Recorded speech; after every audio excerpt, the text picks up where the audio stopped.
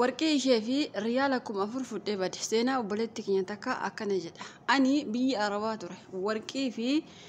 warqii fi maallaqa fudhadhee baduun kiyyas seenaa kiyya aga xumuraatti yoo dhaggeeffattanii natti murteessaa, achii booda garuu homaa natti murteessina jetti obboleettiin keenya takka.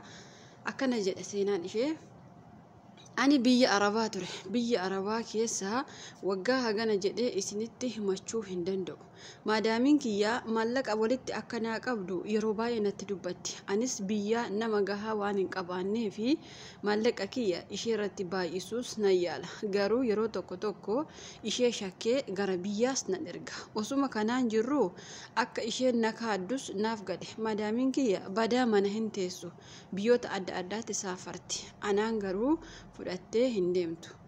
Guyyaa tokko itti dawalee maallaqa kiyya na barbaachisa jennaan isheenis gaafan dhufu siif kenna naan jette. Anis ishii jedhee ji'a takka, ji'a lama, ji'a sadii, ji'a afur obse. Yoo akka malee itti dubbadhe Araba beektu waan ta'eef lubbuu kiyya waan dhabuufi anis calluma jedhe. Maallaqa kiyya akka naaf kennitu jedhee ammas itti deebi'ee gaafe. Isheenis bakka saafartee dhuftee ati biyya ani jirutti daawwaltee maallaqa kee maaliif na gaafatta? Nan dhufaami naan jette. Anis na barbaachise jedhe. Maallaqni na barbaachise osoo hin taane ishee irratti waan baay'atee fi lubbuu kiyyaaf shakkeeni. Isheenis guyyaa takka maallaqa kana lammaffaa na gaafannaan akka lubbuu kee dhabdu beeki naan jette. Anis ishii jedheen guyyaa takka lama akka maallaqa kiyya isheen gaafanne ofitti murteesse. Maallaqni ani ishee irraa qabu guddaa ta'uu baatus haga 10,000 olii ni ta'a. Riyaala Saa'udii jechuu kiyya. Isheenis riyaala 10,000 na uwwattu. Anis battalumaan calluma jedhe. Guyyaa takka bakka ani ciisutti dhuftee tibiin fuluus maallaqa kee feeta naan jette. Anis yoo tolte naaf kennikaa maama jedheen. Isheenis maallaqa kana lammaffaa har'aa booda akkanatti hin dubbanne mana kiyya keessa keemiraa gasheen jira, baduus ba'uus hin dandeessu naan jette. Anis ishee silaayyuu ani isiniin baay'ee waan jaaladhuu fi maallaqa hin barbaadu isheetiin jedhe. Isheenis ergi akkas ta'ee ati nama gaarii naan jette. Maallaqa nan gaafattu nyaata qoonqoo kee hin nyaatta, uffatas hin uffatta naan jette. Dhugaa dubbachuuf waggaa hedduu ishee bira taa'aa ture. Ani isheef addisii miti yookaas haaraa miti. Isheenis anaaf haaraa miti. Maaliif akka isheen naganuu barbaadde beekuu baadhus biyya deddeemtu sana biyya sana nageessitees waa nagooti ka jedhu duraanuu shakkaa ture. Har'as maaliif maallaqa kiyya akkana uwwattu baruu hin dandeenye. Guyyaa takka akka carraa ta'ee sargii wayiitu jira. Sargii sanas akkan deemu isheenis na gaafatte. Anis ishi maamaa hin deema jedheen. Har'aa booda wanti na baasu tooftaa yookaas mala akka ta'e anis ofitti murteessee deemuu jalqabe. Sammuu kiyya oofuu jalqabe. Anis guyyaa sargii sanaa isaanuma waliin dhaqee sargiin suni aantee isaaniiti. Halkan takka achi bullee lafa barii galle.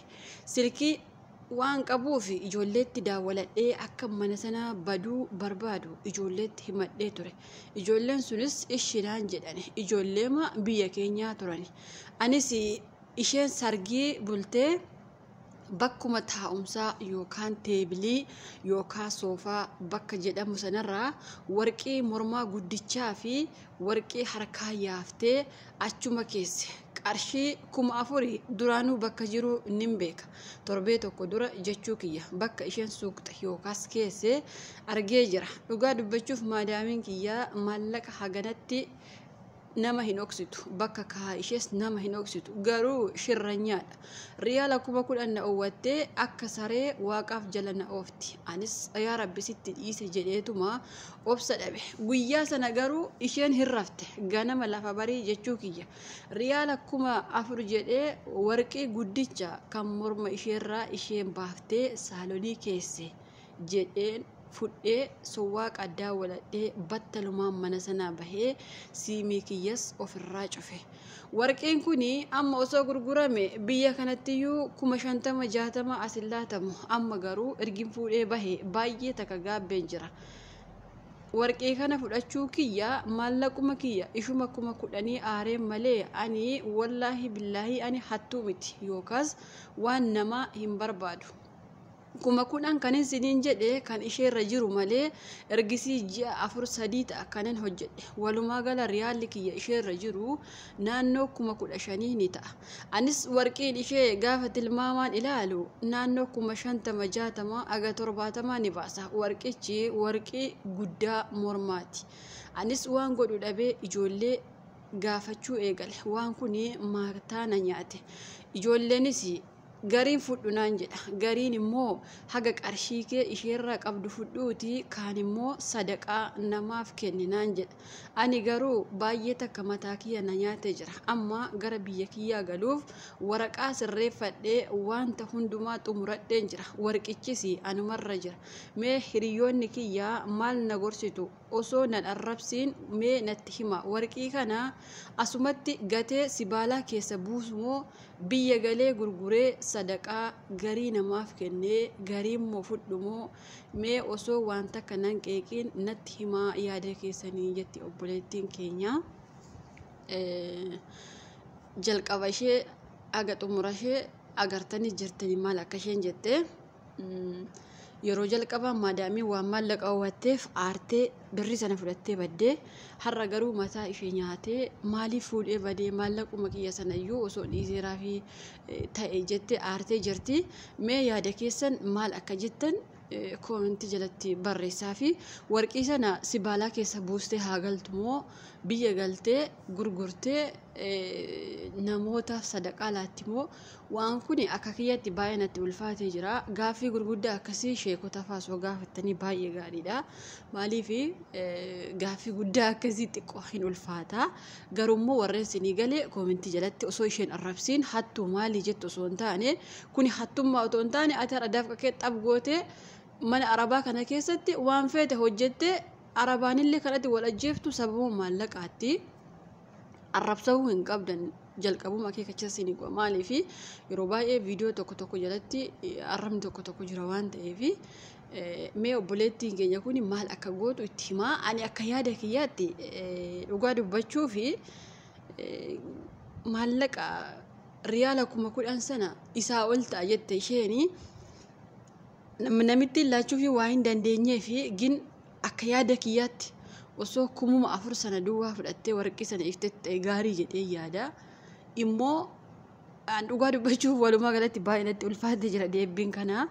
Isiniif yoo tarii isinii galee deebisaa fi okay asirratti waan jechuu barbaadu ijoolleen keenya baay'een maallaqni keessan haga ji'a 7-8-9 ta'u arabarra hin kaayina. Fakkeenyaaf ji'a 2-3 teessanii maallaqni keessan yoo isheen sin dhowwatte ji'a 2-3 2,300 yoo ta'e reefu hojii sana jalqabda waan ta'eef iisteellee yoo baate homaa takka rakkoo sin qabu mataa keellee sin dhukkubsu atillee gara waa tokko gara lubbuu keettiin deemtu jechuudha. Garuu ijoolleen keenya gariin biyyaa naman qabu maatiin na jalaa nyaata maal akkas ta'a ka jedhamurraan kan ka'e maallaqa fuutanii arabarra tuultanii booddee immoo gara lubbuu keessanitti deema jechuudha.